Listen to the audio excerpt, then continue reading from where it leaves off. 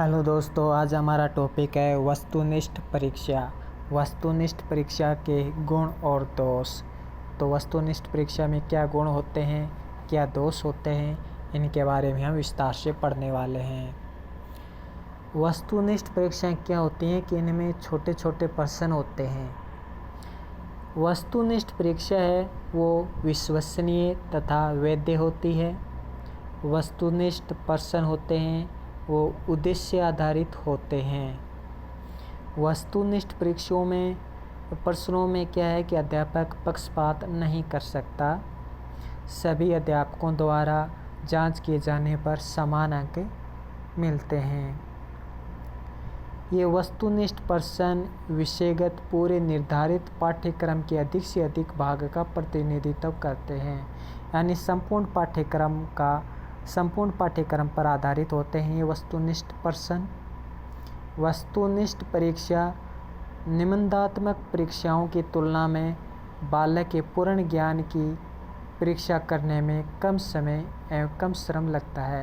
यानी बालक के ज्ञान का पता है वो निबंधात्मक परीक्षा की तुलना में वस्तुनिष्ठ परीक्षा में जल्दी पता चलता है, कम समय लगता है, कम मेहनत लगती है। वस्तुनिष्ठ प्रश्नों का अंकन करना सरल होता है और अंक प्रदान करने में शुद्धता होती है, क्योंकि वस्तुनिष्ठ प्रश्न में विकल्प दिए होते हैं जिससे अंक प्रदान करना संभव होता है।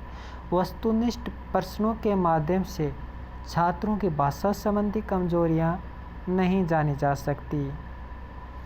वस्तुनिष्ठ परीक्षा द्वारा मंद बुद्धि और कुशाग्र बुद्धि वाले बच्चों में अंतर किया जा सकता है। अब है दोष। वस्तुनिष्ठ परीक्षा के क्या दोष हैं? वस्तुनिष्ठ परीक्षा निर्माण करने में समय अधिक लगता है, श्रम ज़्यादा लगता है, जबकि जांच करने में श्रम एवं समय कम लगता है। तो ये ज़रूर याद रखिए, इसमें कन्फ्यूज़ नहीं होना है। जो वस्तुनिष्ठ परीक्षा है उनमें उनका उत्तर देना, उनका अंकन करना में समय कम और मेहनत कम लगती है, जबकि प्रश्न पत्र निर्माण करने में समय अधिक और मेहनत ज़्यादा लगती है। अगला क्या है, बहुत ही महत्वपूर्ण पॉइंट है कि वस्तुनिष्ठ परीक्षा द्वारा सिर्फ ज्ञानात्मक पक्ष की जांच की जा सकती है, भावात्मक एवं क्रियात्मक पक्ष की जांच नहीं हो पाती। तो वस्तुनिष्ठ परीक्षा द्वारा सिर्फ ज्ञानात्मक पक्ष की जांच होती है, यह भावात्मक एवं क्रियात्मक पक्ष की अवहेलना करती है।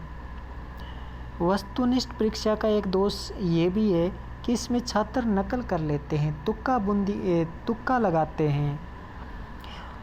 इसमें छात्रों की भाषा संबंधी कमजोरियों का पता नहीं चलता। वस्तुनिष्ठ परीक्षा में छात्र की भाषा संबंधी जो कमजोरियां हैं उनका पता नहीं चलता।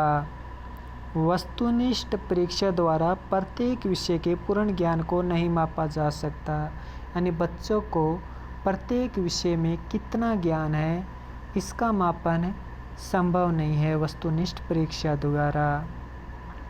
वस्तुनिष्ठ परीक्षा द्वारा छात्र की भाषा शैली, छात्र की अभिव्यक्ति दक्षता का परीक्षण संभव नहीं है। छात्र है वो अनुमान से उत्तर देते हैं, अनुमान लगाकर उत्तर देते हैं, अतः उनका परीक्षण है, उसका जो ज्ञान का परीक्षण है वो सही से नहीं हो पाता है। वस्तुनिष्ठ परीक्षाओं के द्वारा बालक में मौलिकता और सृजनात्मकता का विकास नहीं हो पाता है। बालक में मौलिकता और सृजनात्मकता, कल्पना का विकास है वो निबंधात्मक परीक्षाओं द्वारा ही संभव है। तो ये तो था वस्तुनिष्ठ परीक्षा के गुण एवं दोष। इसमें महत्वपूर्ण बिंदु याद रखिए, क्या क्या महत्वपूर्ण बिंदु है। पहला ये कि इसमें छात्र के सिर्फ ज्ञानात्मक पक्ष की जांच की जा सकती है। दूसरा ये, प्रत्येक विषय से संबंधित पूर्ण ज्ञान को मापा नहीं जा सकता। और तीसरा ये कि इसमें भाषा शैली और अभिव्यक्ति जैसे गुणों का विकास नहीं हो पाता है। और चौथा ये कि इसमें कुशाग्र बुद्धि बालकों एवं मंद बुद्धि बालकों में अंतर करना सरल होता है। तो ये कुछ महत्वपूर्ण पॉइंट हैं जो कि वस्तुनिष्ठ परीक्षा से संबंधित एग्ज़ाम्स में प्रश्न पूछे जाते हैं। आपको इन्हें याद रखना है। आपको वीडियो अच्छा लगा हो तो लाइक कीजिएगा। नमस्कार।